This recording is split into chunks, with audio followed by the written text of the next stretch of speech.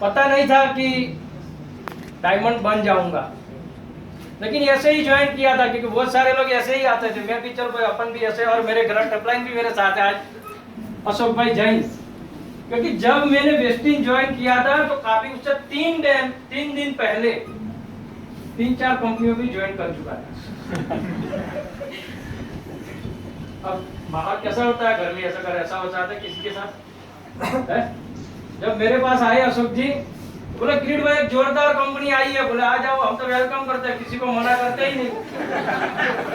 क्योंकि हमारी आदत तो पहले से ही बनी हुई है, तो हम तो कांटेक्ट ढूंढते हैं बराबर, कहीं भी काम में आ जाएंगे। चलो मान लो कि आज हम इनके बिजनेस में थे, कल वो अपने बिजनेस में, तो आए घर पे प्लान दिखाया। वो प्लान दिखाने तो पहले हमने घर वालों ने घेर लिया, कहिए वापस फंस न जाए।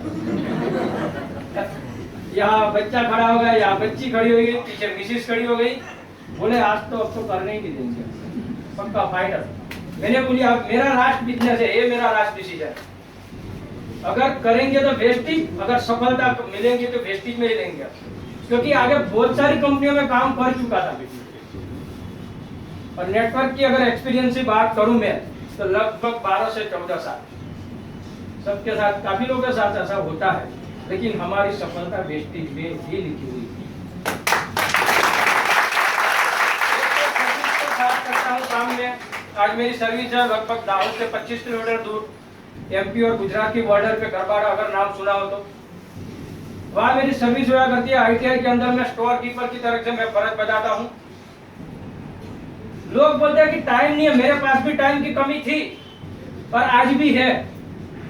बहुत मुश्किल से टाइम निकालता हूँ। आज भी मैं मेरे सर को गोले गिलाता हूँ, आज भी गिला के आया हूँ। बोले सर मुझे इलेक्शन कार्ड निकालना है, बोले अर्जेंट काम है, मुझे अर्जेंट चाहिए। बोले जाओ कोई बात नहीं। अब उनको पता नहीं है कि मैं इधर आया। परसों भी मैंने गोला करा दिया था, क्योंकि मेरे डाउन लाइन में मेघनगर में डीसीसी ओपन हो रहा था। अब छुट्टी है ही नहीं मेरे पास, 12 छुट्टी मिलती है, कैसे काम करें बराबर। टाइम की कमी आज भी है, टाइम की मारामारी आज भी है मेरे साथ। फिर भी 5 बजे आने के बाद स्पेशल 2 घंटे वेस्टिज को मैं देता हूं। और ये काम मैंने जब से स्टार्ट किया तब से मैं वेस्टिज को दिल से करता हूं।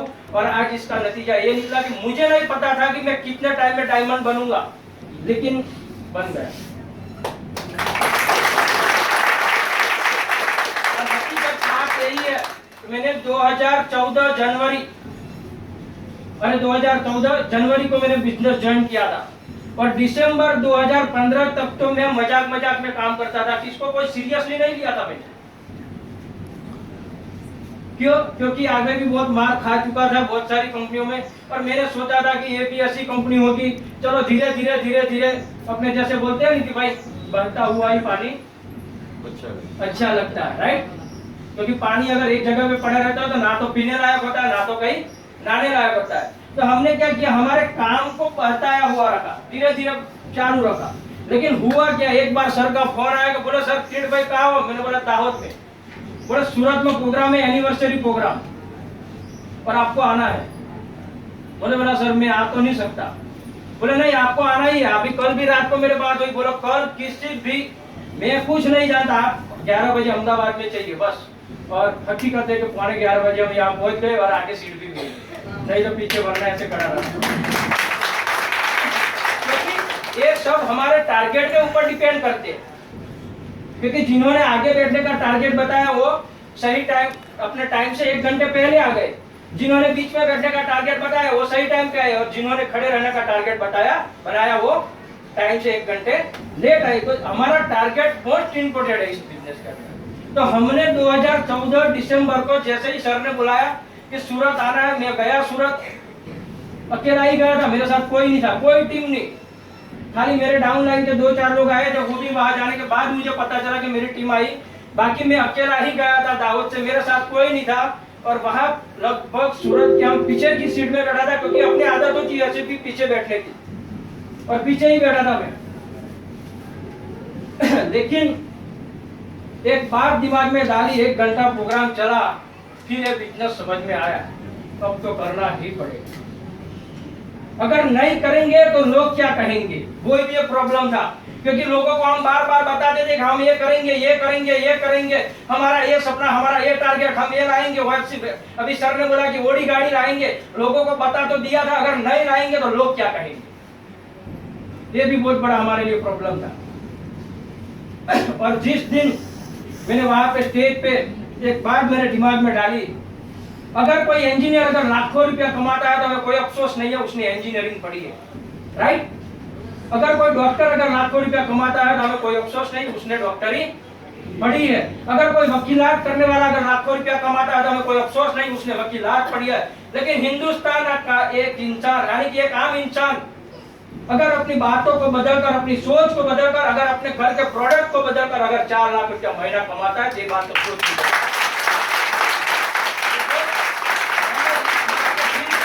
दिमाग में डाला कि किरीट पटेल ये काम आपको अब करना ही पड़ेगा।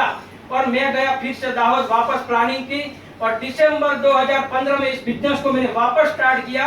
और उसी महीने का जो मेरा पहला चेक था डायरेक्टर लेवल का 1100, अरे डायरेक्टर तो मैं बन चुका था, लेकिन उसी महीने का जो मेरा रियल काम का जो पहला चेक आया था, मैंने जो मेरे काम से जो लिया था वो पहले चेक था 1100 रुपये। उसके बाद में सर ने बोला कि जनवरी में सिल्वर बनो, तो जनवरी में सिल्वर बन गया। इसके बाद में फरवरी में मैं गोल्ड बना। गोल्ड का जो मेरा चेक आया था लगभग फरवरी का 24,000 के आसपास। जनवरी का जो मेरा चेक आया था वो लगभग 11,000 के आसपास था। इसके बाद में 23,000, 24,000, 25,000 चेक चलता गया। लास्ट मंथ में मैं स्टार डायरेक्टर बना। सर ने बोला कि अगले महीने का टारगेट क्या है, मैंने बोला सर अगले महीने में डायमंड बन के अहमदाबाद आऊंगा, बराबर। तो इसी महीने डायमंड बना मैं। और अभी मेरी जर्नी बाकी है। मेरा टारगेट यही है कि 3 महीने के अंदर अंदर क्राउन डायरेक्टर बनना। और तो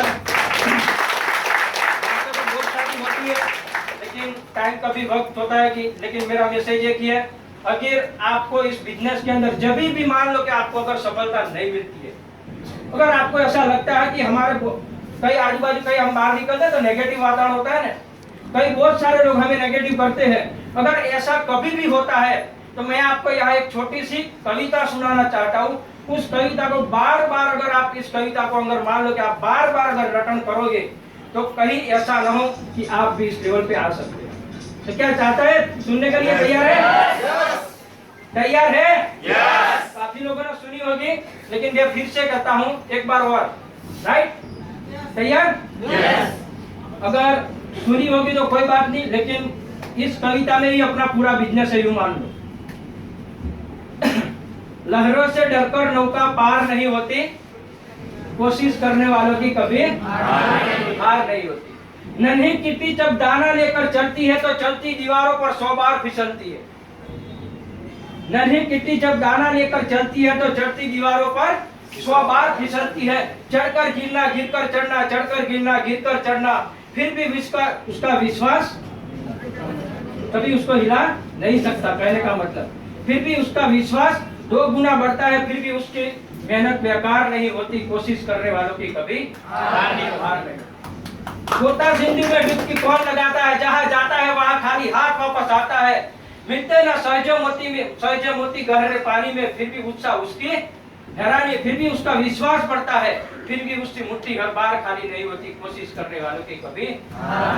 और लास्ट जो अंतिम है, जो अपने लिए, अगर ये आपने अगर ठान लिया कि पूरा बिजनेस इस पंक्ति में है, तो आप 100% जिस लेवल को चाहो उस लेवल को प्राप्त कर सकते हैं। वो पंक्तियां हैं कि असफलता चुनौती है, स्वीकार करो। असफलता चुनौती है, स्वीकार करो। बहुत से सारे लोग इस बिजनेस में आते हैं, गलतियां करते हैं, लेकिन स्वीकार को नहीं करते, अपनी अपलाइन को डांट देते हैं। अरे तुम्हारी वजह से मैं सफल नहीं हो रहा हूँ, मेरे घर वाले साथ नहीं दे रहे इसलिए मैं सफल नहीं रहा हूँ, मेरी डाउनलाइन मुझे साथ नहीं दे रही इसलिए मैं सफल नहीं रहा हूँ। कहीं ना कहीं हम दोस्त अपने किसी और के ऊपर डालते हैं। नहीं, ये बात गलत है। आज आप सुनो कि असफलता चुनौती है, स्वीकार करो, क्या कमी रह गई देखो और तुम स्वीकार करो। जब तक ना हो सफल तुम, नींद चैन को त्यागो तुम, संघर्षों का मैदान छोड़ मत भागो तुम, कुछ किए बिना कोई जय जयकार नहीं होती, कोशिश करने वालों।